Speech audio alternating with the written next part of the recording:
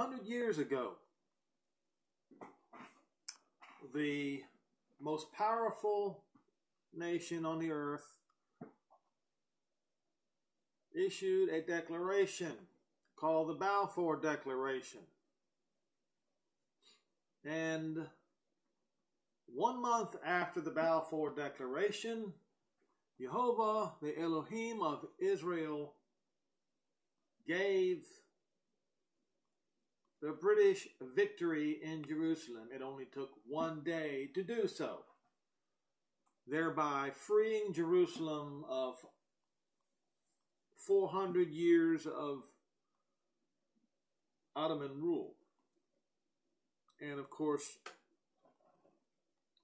the holy city of Jerusalem being ruled by Gentile entity after Gentile entity after Gentile entity before. And in my opinion, Jehovah acted in favor of Britain based upon their promise to make Palestine a homeland for the Jews. And of course,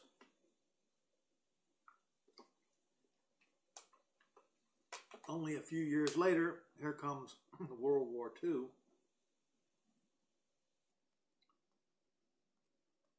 In my opinion, once again, the devil trying to wipe the Jews off the face of the earth in retaliation.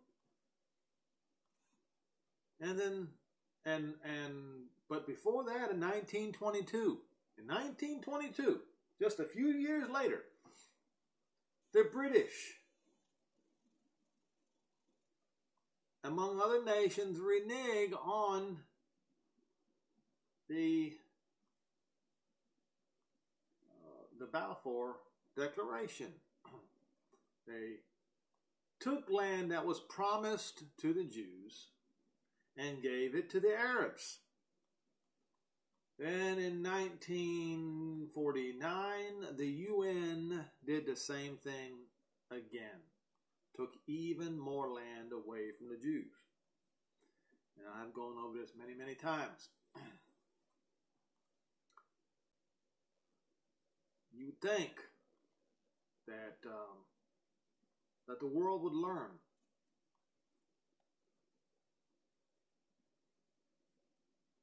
not to mess with the Holy Land.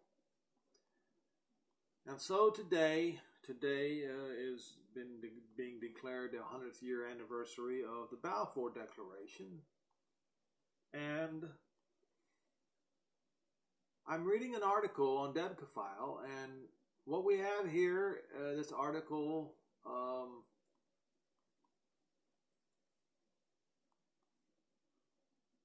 says, heavy Israeli air traffic reported over Syria and possible airstrike. Now, we go to another article on Debcafile. It says, Israeli jets reportedly dropped 7 missiles near Homs as Putin ends talks in Tehran. Now, the anti-Israel people, they cry and moan about Israel going after Hezbollah all the time. Let me remind everyone that 34 years ago, that Hezbollah killed 243 American soldiers in barracks in Beirut while they were asleep. Now, some would say that's wartime. It wasn't wartime. But in my opinion, the United States government has never done anything about it. Always turning a blind eye to Hezbollah. While Hezbollah, with their puppet master in Iran, are always declaring death to America and death to Israel. So this appears to have been dropped on Hezbollah or on missiles that were being given to Hezbollah. Syrian and Lebanese sources continued Thursday, November The second, to provide details of an unconfirmed Israeli airstrike over the Syrian town of Homs. They claimed Israel's fighter jets fired 7 missiles at the industrial zone 30 kilometers south of Homs. They added that the Syrian Air Defense Forces 72nd Brigade aimed several S-2 and S-75 air defense system missiles at the raiding warplanes. Now, folks, in order for them to be able to do that, they would have had to have gotten permission from the Russians first, since these are Russian air defense systems. I will continue. Devka file says the SA-2 and the SA-75 are aging systems for targeting high-altitude flights. Devka file reported earlier various reports coming from Lebanon sources. Wednesday night, November the 1st, at around 2100 hours, alternately describing unusually heavy Israeli Air Forces flights over Syria near the Lebanese border, or an Israeli air attack on Al-Qusay in the Kalaman Mountains, which straddle that border. Then, at around 22:30, Lebanese and Syrian sources began claiming that Israeli planes flew over Baalbek in eastern Lebanon and struck Syrian military targets near Homs. Hezbollah's television station, Mayadeen, added that the Israeli air attack targeted the Hisya industrial complex in the countryside of Homs, and the Syrian army fired 1 or more anti-air missiles in an attempt to down the Israeli planes. They also described huge explosions heard far away, indicating that the location under attack was a plant, depot, or convoy packed with ammunition or weaponry of some kind. No official sources in Israel, Syria, or Lebanon have confirmed any of these reports. Devka files military sources saying that the reported Israeli air assault on a presumed military target in Syria, if confirmed, while President Vladimir Putin was in Tehran talking with Supreme Leader Ayatollah Ali Khamenei, has special significance. Syria's Air Defense Command operates under the Russian command, and so the Russian officers on the spot would have given the green light for Syrian missile fire and then briefed Putin on the course of events. This would have been the second time in the past fortnight for a Russian-Syrian anti-air missile to be launched against Israeli warplanes. So this would be the second time in 14 days that the Russians okayed missile launches against incoming Israeli aircraft. On October the 16th, a Syrian SA-5 battery based in east of Damascus revealed missiles in an attempt to intercept Israeli flights over Lebanon. Israel retaliated with anti-air strike that smashed the battery. Now,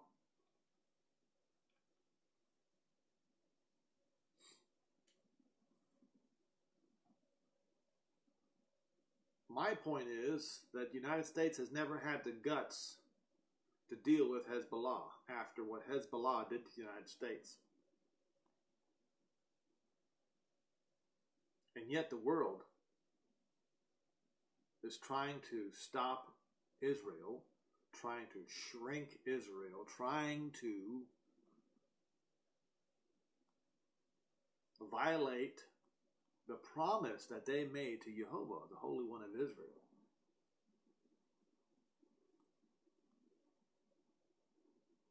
Years ago. So, and then you wonder why there's a scripture in the prophets that talk about retaliation for this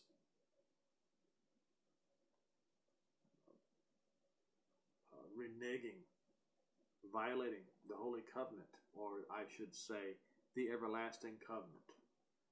I will talk with you a little bit about the everlasting covenant. You have to understand that in the New Testament, I know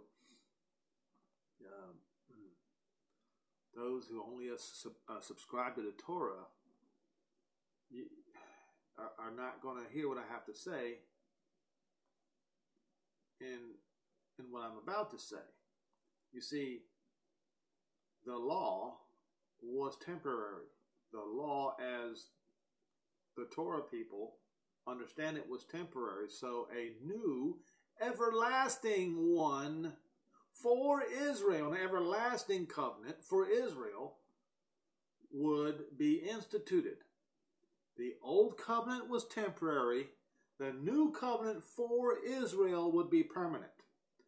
So when Jehovah in the prophets talks about the everlasting covenant, he is talking about the new covenant. Now I'm going to go to this passage.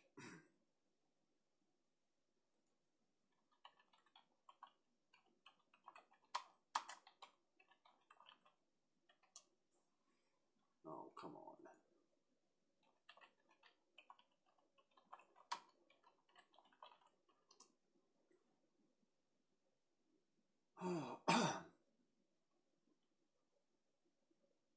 Now, I'm going to set this up for you so you can understand, so that even a child can understand the difference between the everlasting covenant and a temporary covenant. So,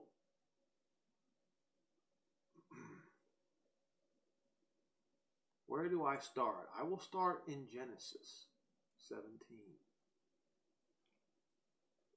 and verse 7. Okay, this is Jehovah talking to Abraham. He makes a promise to him. And this promise can never change.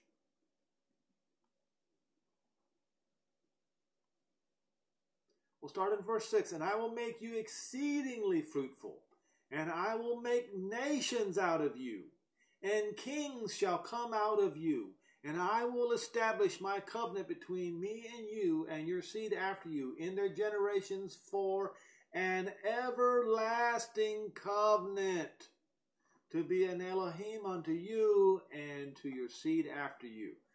So, this is the first time he mentions an everlasting covenant. Now, let us go to Ezekiel 16.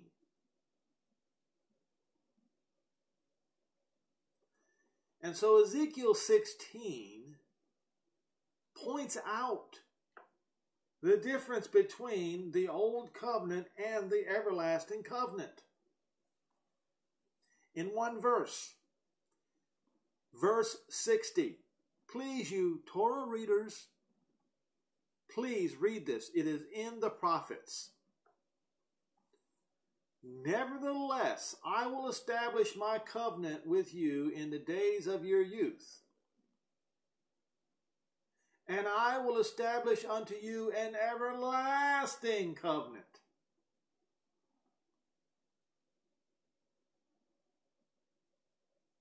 So what he is saying is, even though Israel broke that covenant, he's going to remember. And then he's going to make an everlasting covenant with Israel. And just so you know who he's talking to, Ezekiel 16 is talking about Jerusalem's unfaithfulness. And when you go to start with verse 35, you're talking about how judgment would come upon Jerusalem because of Jerusalem's unfaithfulness. Then,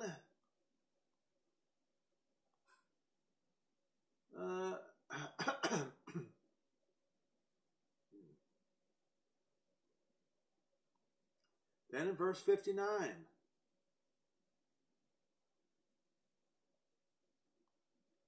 it says, for thus saith Jehovah, Elohim, I will deal with you as you have done, which has despised the oath in breaking the covenant. That was the old covenant. And he says, nevertheless, once a covenant is broken, it's no longer any good. You have to understand that once the covenant is broken, it is no longer valid. And that is why he says in verse 60, nevertheless, I will remember my covenant with you that he made in the days of your youth, and then will establish unto you an everlasting covenant. Then you shall remember your ways and be ashamed, and you shall then you shall receive your sisters, your elder and your younger, and I will give to them unto you for daughters, but not by your covenant. So, that's another time that the everlasting covenant is mentioned. And in Ezekiel 37,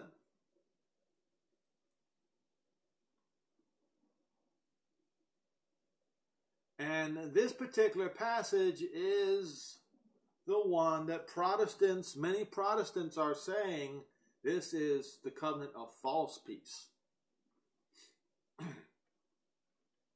it talks about the valley of dry bones here. Ezekiel 37, verse 26.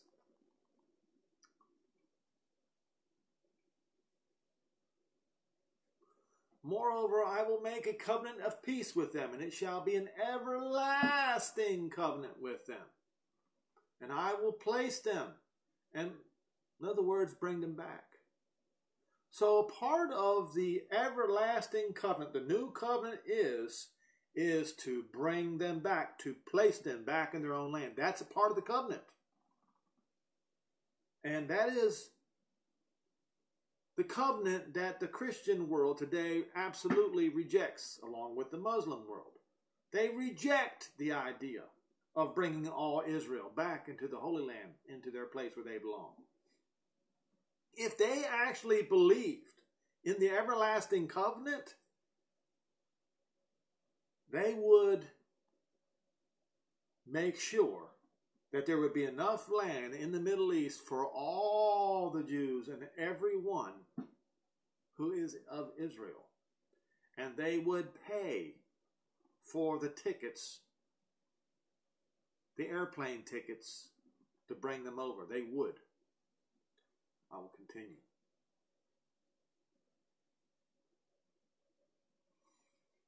I will place them and multiply them, and will set my sanctuary in the midst of them forevermore.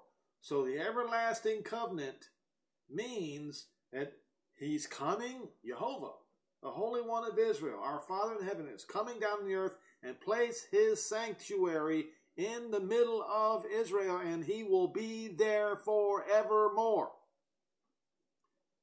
Christianity does not teach this. Okay? But that is a part of the everlasting covenant.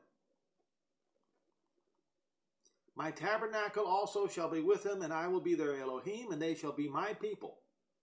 And the heathen, the Gentiles, shall know that I, Jehovah, do sanctify Israel, when my sanctuary shall be in the midst of them forevermore. Everlasting covenant. Now,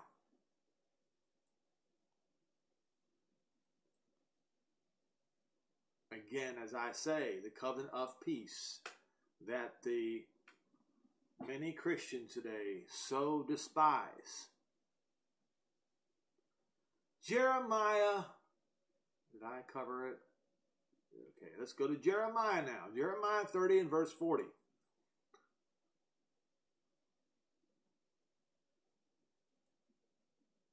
32 and verse 40.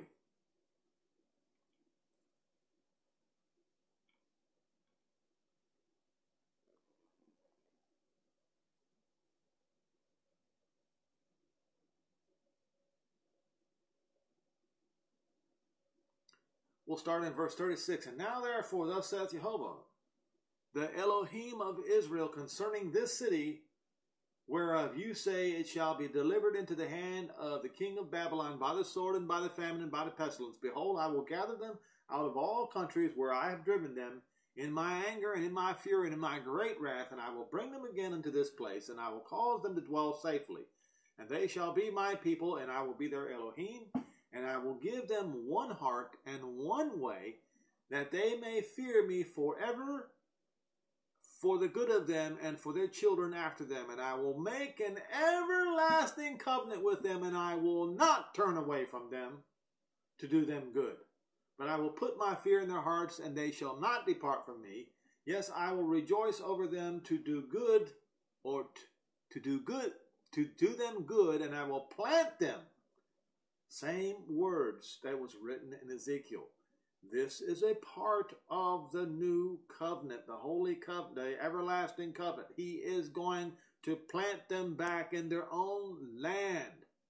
He says, I will plant them in this land assuredly, with my whole heart and with my whole soul. See, folks, this is the reason why your preachers say that the prophets don't matter. Because if they actually would read, if they actually, I don't know how to say this. What they're doing is they're calling into question Jehovah's integrity. When he said he's going to do this with his whole soul, my whole heart and my whole soul, he says. This, in other words, this is it. This is the focal point, as I keep saying, of the gospel. This is the heart and the soul of the gospel. Right here, he says, verse 40, I will make an everlasting covenant with them, and I will not turn away from them to do them good. But I will put my fear in their hearts, and they shall not depart from me. Yes, I will rejoice over them to do them good, and I will plant them in this land assuredly with my whole heart and with my whole soul. He is swearing by his own life, and that this will continue forever, not to be ever stopped again.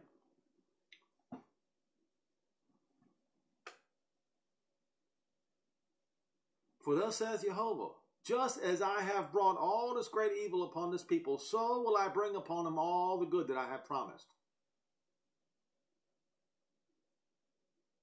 Now, let us go. Let us find some more about it. Show me a preacher who talks about the everlasting covenant. Show me one.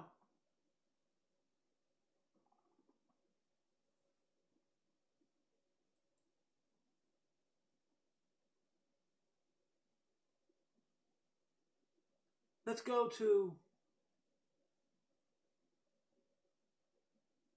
I've got a lot of them to go to. I hope this, hope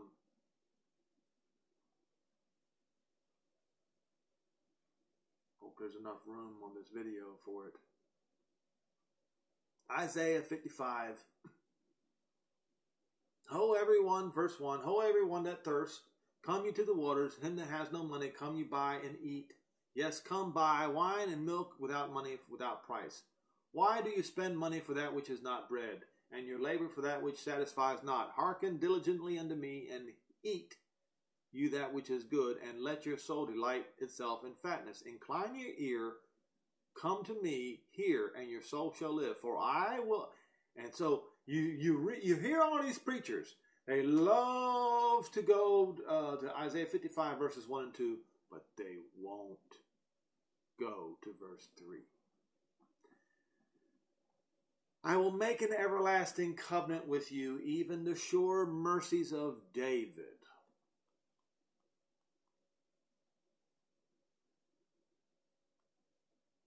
Incline your ear and come unto me.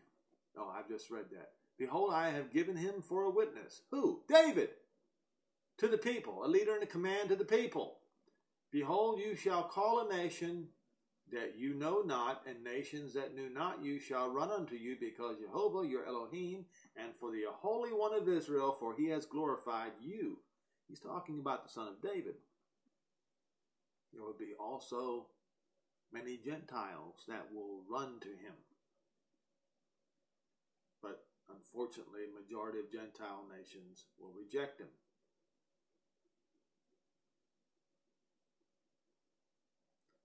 Behold, I've just read that. Seek you Jehovah while he may be found. In other words, there is not an unlimited time. The time of payback is coming. Call upon him while he is near. Let the wicked forsake his way, and the unrighteous man his thoughts, and let him return to Jehovah, and he will have mercy upon him, to our Elohim, Israel's Elohim, for he will abundantly pardon. Now,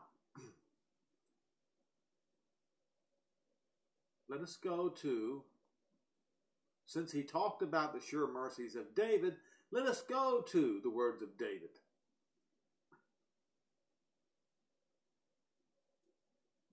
Psalm 105 and verse 10.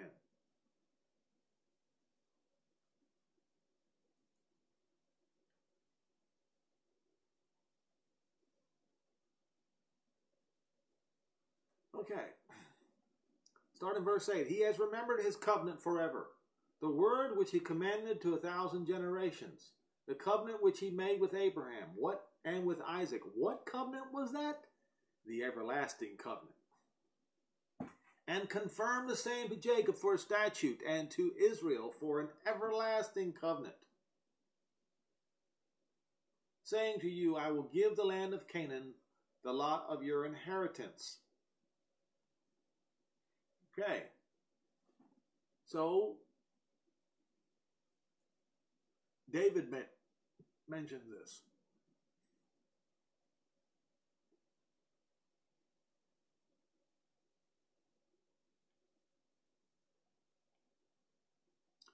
Isaiah, I don't think I went. I don't think I went to Isaiah 61 verse 8.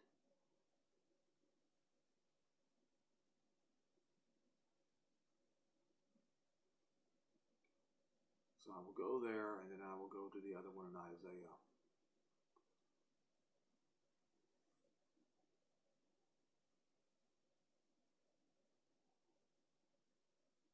I have to start in verse 1, because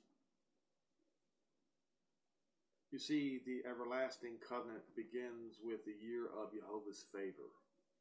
The spirit of Jehovah Elohim is upon me, because Jehovah has anointed me to preach the good tidings unto the meek. Good tidings is the gospel. What is the gospel? Are you ready for this, folks? Your preacher is not preaching the gospel.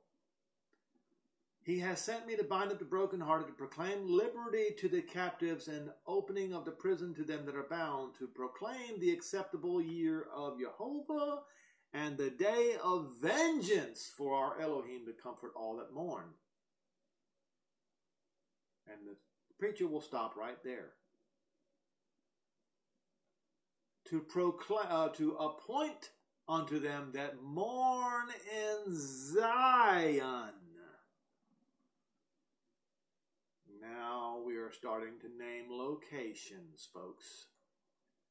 And to give who beauty for ashes? The Zionists will be given beauty for ashes. The oil of joy for mourning, the garment of praise for the spirit of heaviness. In other words, he's going to trade them beauty for ashes, trade oil of joy instead of mourning, or the garment of praise instead of the spirit of heaviness, that they might be called trees of righteousness, the planting. Who's going to be planted again? Israel, the planting of Jehovah, so that he might be glorified. And they shall build the old waste places, and shall raise up the former desolations, and they shall repair the waste cities, the desolations of many generations. And the stranger shall stand and feed your flocks, and the sons of aliens shall be your plowmen and your vine dressers. That's so politically incorrect, isn't it? But you, that is Israel, shall be named priests of Jehovah. And this is the thing I have tried to explain to some of these self-professed Levites. Under the priesthood after the order of Melchizedek, all of the tribes of Israel, all of them will be priests unto Jehovah, not just the Levites. And men shall call you ministers of our Elohim. You, Israel, shall eat the riches of the Gentiles, and their glory shall you boast yourselves. Because of the shame that you received, you will have double. And for confusion, remember Daniel in Daniel 9 talks about confusion of face. He remembers every word, every prayer. For confusion they shall rejoice in their portion, therefore in their land. He gives location again. In their land they shall possess the double. So, don't be surprised if the borders that are mentioned in Joshua 1 verses 1 through 4 is doubled. Do not be surprised. If you think that greater Israel or Eretz Israel is large already, Jehovah is promising them double the amount of land right here. Verse 7, for your shame you shall have double. And for confusion they shall rejoice in their portion, because in their land they shall possess the double. Everlasting joy shall be unto them. For I, Jehovah, love justice. I hate robbery for burnt offering. And I will direct their work in truth. And I will make an everlasting covenant with them.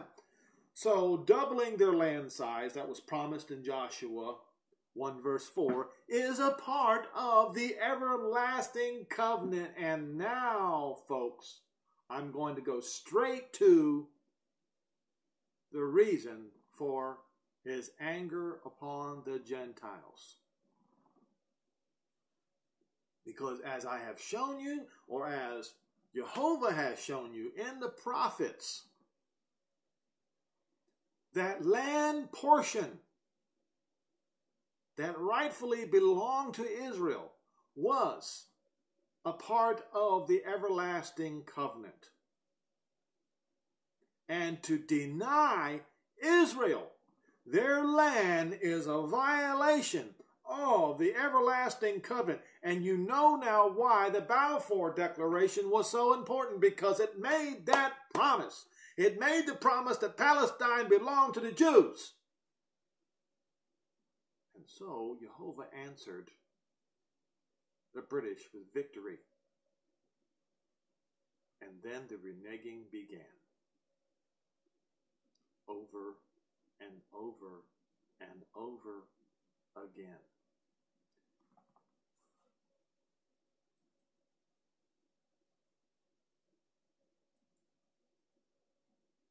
Get ready for this, folks.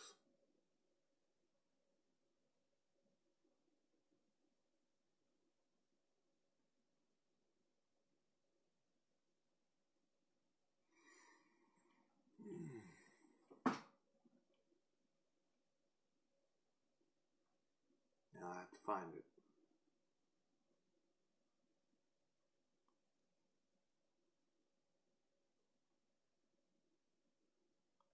Isaiah 24. There it is. It's in verse 5, but you should start in verse 1. And like I said, a fifth grader can understand why Isaiah 24 is going to happen. Behold, Jehovah makes the earth empty and makes it waste and turns it upside down and scatters abroad the inhabitants thereof. And it shall be as with the people, so with the priest, as with the servant, so with his master, as with the maid, so with her mistress, as with the buyer, so with the seller, as with the lender, so with the borrower, as with the taker of usury, so with the giver of usury to him. The land shall be utterly emptied and utterly spoiled, for Jehovah has spoken this word. The earth mourns and fades away. The world languishes and fades away. The haughty people of the earth are now languishing. The earth is also defiled under the inhabitants thereof. Why is this? Ready? Because they have transgressed the laws, changed the ordinance, and broken the everlasting covenant. So these three, all three of these go hand in hand. What did they do? After agreeing to make Palestine the homeland for the Jews, they changed the ordinances. They violated their own laws, the Gentiles did. And they broke the everlasting covenant that we had talked about in so many chapters and verses. For this reason, in verse 6, for this reason has the curse devoured the earth, and they that dwell there are desolate. Therefore the inhabitants of the earth are burned, and few men left. How can there be few men left when there are like 12 billion people on the earth today? Well, it's because most will die.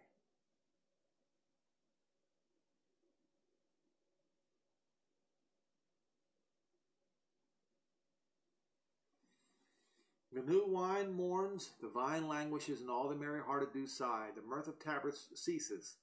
The noise of them that rejoices is put to an end. And the joy of the harp and the guitar and all of that mess is going to be put to an end as well. They shall no longer drink wine with a song. Strong drink will be bitter to them to drink it. The city of confusion is broken down. That's Babylon is a city of confusion. But as we read in this chapter, this is talking about the whole earth. Every house is shut up that no man goes in. And there's crying for wine in the street. All joy is darkened, and the mirth of the land is gone, and the city is left in desolation, and the gate is smitten with destruction.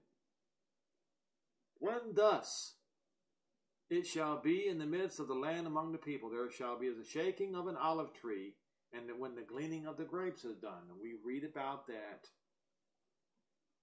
in Revelation 6, verse 12. And other chapters. Then shall they lift up their voice. Who? Israel. Why are they going to sing with joy? Because Jehovah is taking vengeance against the Gentiles for breaking the everlasting covenant. You know, the one that they started 100 years ago, the ones that they made a promise to Jehovah 100 years ago to restore all the Jews to the land of Palestine, as they say, or restore all of the land of Palestine to the Jews. They shall cry aloud from the sea.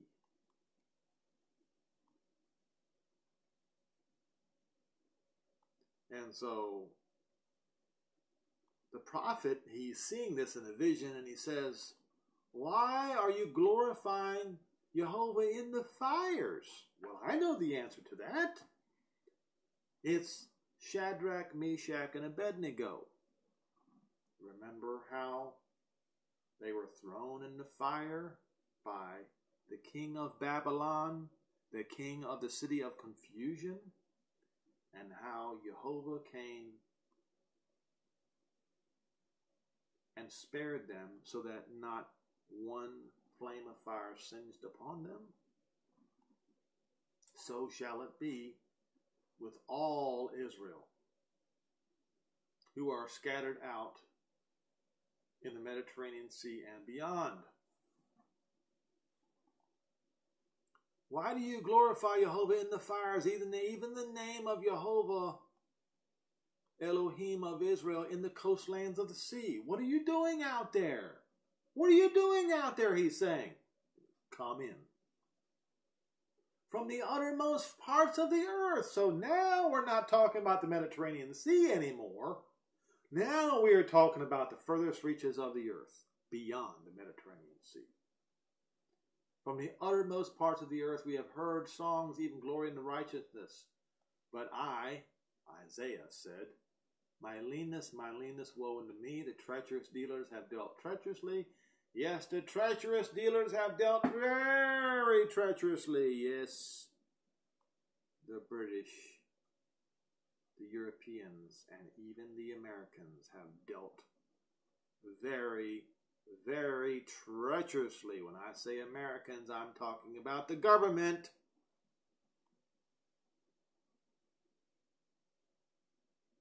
Those are the treacherous dealers. And so because these nations wanted the land of Israel to stay empty of Israel, their lands are going to be emptied in retaliation. Now, just to make sure I don't miss anything here, and fear in the pit. To those who dealt treacherously to Israel, here is what's going to happen to you. Fear and the pit and the snare are upon you, O inhabitants of the earth, and it shall come to pass that he who flees from the noise of the fear shall fall into the pit, and he that comes out of the midst of the pit, he who escapes the pit, is going to be taken in the snare. For the windows are on high are open, and the foundations of the earth, the great earthquakes, will begin. We read about that in Revelation 6 and verse 12 to begin with. The earth is utterly broken down, the earth is clean dissolved, the earth is shaken exceedingly. The earth shall reel to and fro like a drunkard, and once again, horrendous earthquakes. And it shall be removed like a cottage, and the transgression thereof shall be heavy upon it, and it shall fall and not rise again. And it shall come to pass in that day that Jehovah shall punish the armies of the lofty nations and the kings of the earth, the leaders of the earth upon the earth. And they are all going to be gathered together as prisoners and are going to be taken into the pit. And they shall be shut up in the prison, and after many days shall be visited. And it says the same thing in Daniel 7. And the moon shall be confounded, and the sun ashamed. The sign of the sun and the moon. The sun and the moon turning black. When Jehovah of hosts shall reign in Mount Zion and in Jerusalem. Location, location, location. Before Abraham, Isaac, and Jacob gloriously. Now to those who claim there is no New Testament doctrine that backs this up, here is the icing on the cake for you. And I've had many people telling me, oh, the prophets don't matter anymore, Henry.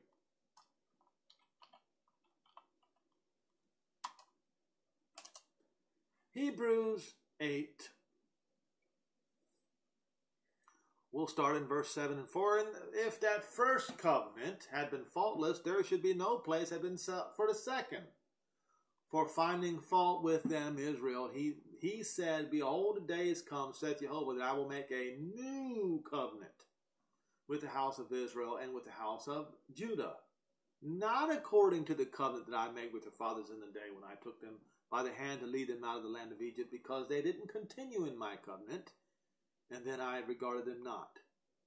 For this is the covenant, this is the one that I will make with spiritual Israel or with the church. That's not what it says. The house of Israel is the lost 10 tribes of Israel. With the house of Israel after those days, says Jehovah, I will put, and of course, they will be united with the house of Judah and become one, the house of Israel. And I will put my laws in their minds, and I will write them in their heart, and I will be to them Elohim, and they shall be to me a people. They shall not teach every man his neighbor, nor every man his brother, saying, Know Jehovah, for all shall know me, or all of them shall know me, from the least to the greatest. And I will be merciful to their unrighteousness, and their sins and iniquities will I remember no more. In that he says, A new covenant hath he made, the first old. For that which is decayed and waxed old is ready to vanish away. So clearly, when we just read about the everlasting covenant that describes the new covenant. And this new covenant, as written in Hebrews 8, is for the whole house of Israel. That means the literal sons of Jacob, so that Jehovah's word will not be compromised. And I'm telling you today that the world is in violation of the everlasting covenant. And that is the reason why Isaiah 24 is about to commence.